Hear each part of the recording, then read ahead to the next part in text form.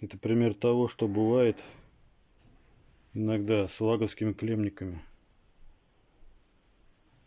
когда по ним идет ток, превышающий номинал, а автомат при этом не срабатывает.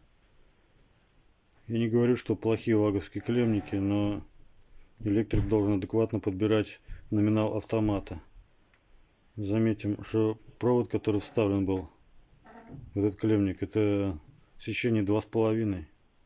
2,5 квадрата, причем не ТУшный, а ГОСТовский.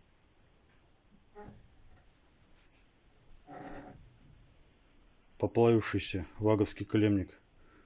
Хороший клемник. Качественный был.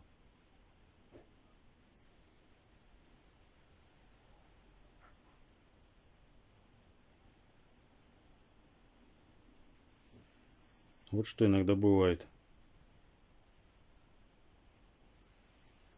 Ваговские клемники — это обслуживаемые соединения.